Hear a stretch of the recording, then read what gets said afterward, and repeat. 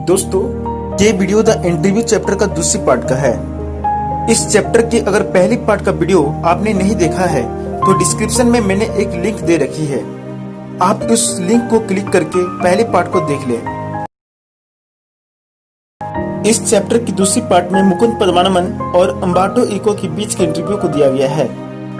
Mukund the Hindu newspaper के editor हैं और अंबर्टो इको इटली में द यूनिवर्सिटी ऑफ लोगना के प्रोफेसर हैं। यहाँ मुकुंद जी अंबर्टो इको का इंटरव्यू लेते हैं।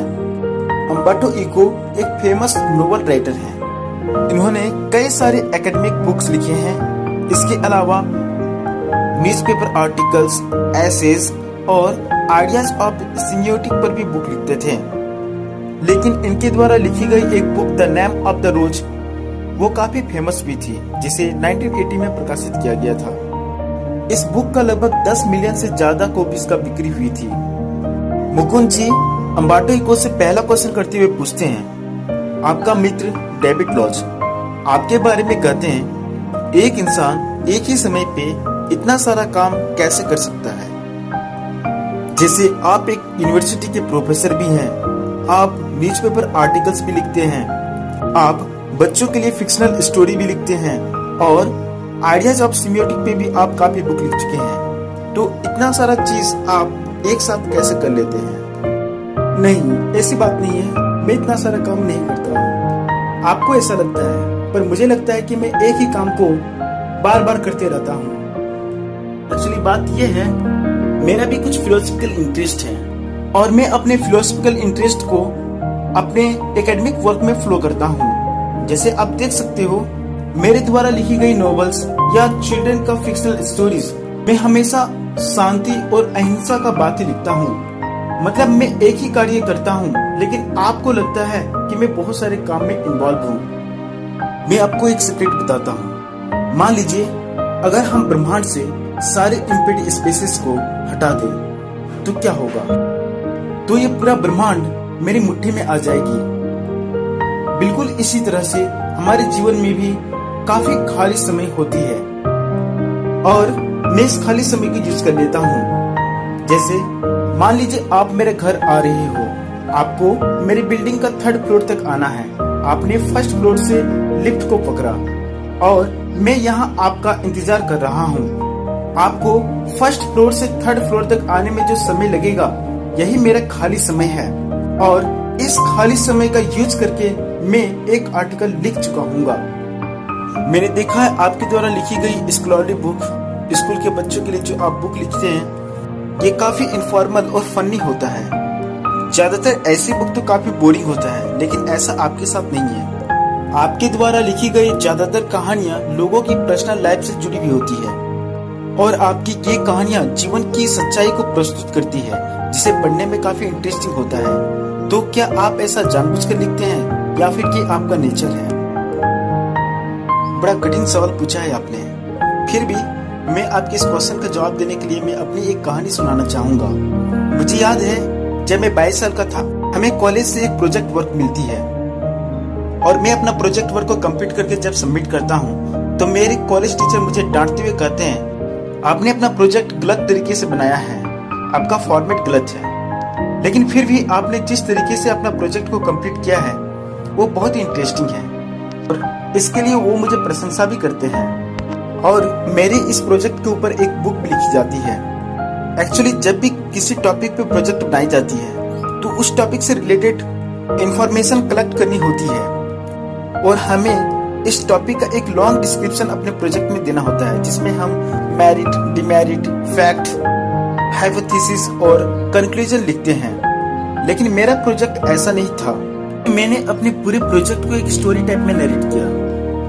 मैंने अपनी वो सारी गलतियों को भी डाल दिया जो मुझे इस प्रोजेक्ट को पूरा करने के दौरान हुई थी और शायद मेरे प्रोफेसर को ये प्रोजेक्ट अच्छा लगा और उन्होंने मेरे प्रोजेक्ट पर एक बुक भी पब्लिश की। और तभी से जो भी मैं एसेस वगैरह लिखता हूँ, मैं उसे पूरा स्टोरी टाइप में ही नरेट करता हूँ और ये लोगों को पसंद भी आती है। मैं आपको बताता हूँ, मेरा एक दोस्त था जिसका नाम रोनाल्ड था। वो हमेशा परेशान रहा करता था। वो एक एसेइस्ट था और वो एक नॉवल राइटर बनना चाहता था। लेकिन उसे नॉवल लिखना आता ही नहीं था। लेकिन वो चाहता था कि मैं एक दिन नॉवल लिखूं, लेकिन दुख की बात यह है कि ऐसा करने से पहले ही उनकी मृत्यु हो जाती है। लेकिन मेरे साथ ऐसा परेशानी कभी नहीं हुआ, क्योंकि मैं शुरू से ही अपने सारे नॉवल को स्टोरी टाइप में नरेट करता हूँ। और सबसे मजेदार बात यह है कि मैंने नॉवल लिखना भी एक संयोगवश घटना से ही शुरू किया। एक दिन मैं घर पर बिल्कुल अकेला था और मैं बोर हो रहा था, तो मैंने सोचा क्यों ना एक नॉवल लिखा जाए, और तब से मैं नॉवल लिखना शुरू कर दिया और अभी भी मैं लिख रहा हूँ।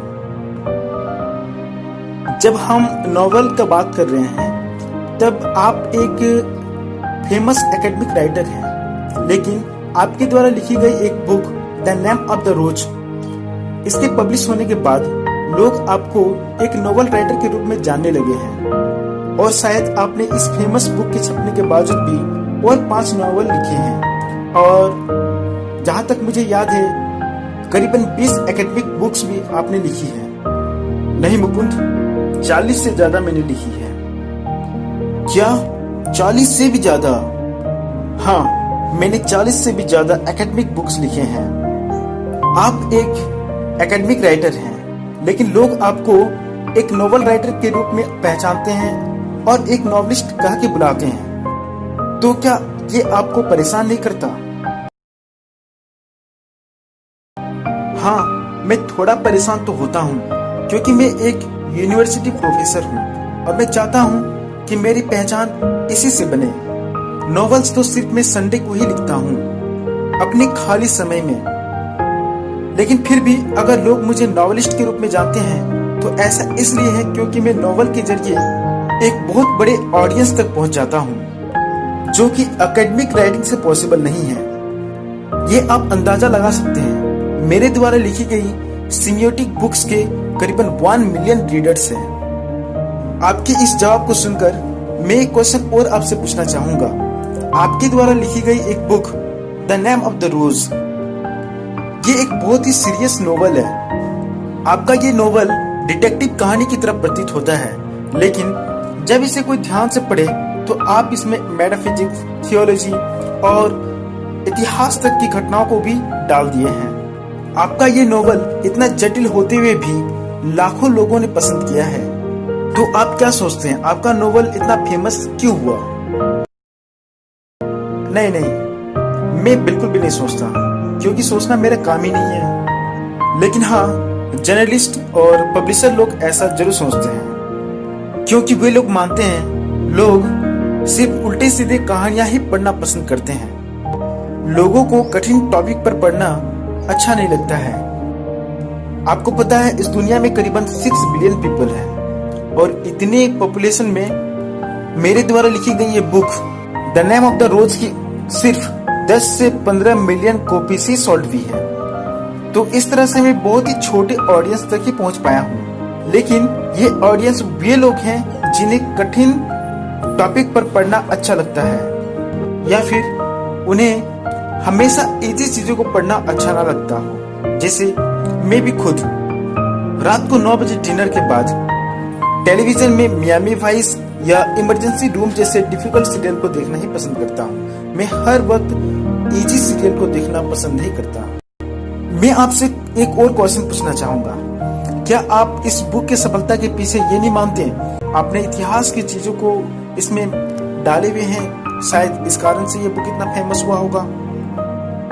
हो भी सकता है। चलिए मैं आपके साथ एक इंसिडेंट शेयर करता हूँ। एक अमेरिकन पब्लिशर जिसने मेरी ये बुक को छापी थी, उन्होंने कहा था आपकी बुक तो बहुत ही अच्छा है, लेकिन ये मेरी कंट्री में 3000 से ज्यादा बुक्स की बिक्री नहीं होगी, क्योंकि अमेरिका के लोग लैटिन लैंग्वेज में पढ़ना पसंद नहीं करते। लेकिन आश्चर्य की बात यह थी कि यूएस में इस बुक की करीबन 2 से 3 मिलियन कॉपीज की बिक्री हुई। मुझे नहीं पता लोगों को ये बुक पसंद कैसे आई, क्योंकि मेरे पहले भी बहुत सारे राइटर्स ने मध्यकालीन इतिहास के बारे में लिखे होंगे, और मेरे बाद भी बहुत सारे लेखकों ने मध्यकालीन इतिहास पर लिखे हैं, लेकिन मेरा ही बुक इतना ज्यादा सक्सेस हुआ, ऐसा क्यों? ये एक रहस्य है। अगर मैं इस बुक को 10 साल पहले या 10 साल बाद में लिखता तो शायद ये बुक इतना सक्सेस नहीं होती। मुझे नहीं मालूम ये नॉवल उस समय इतना फेमस क्यों हो गया।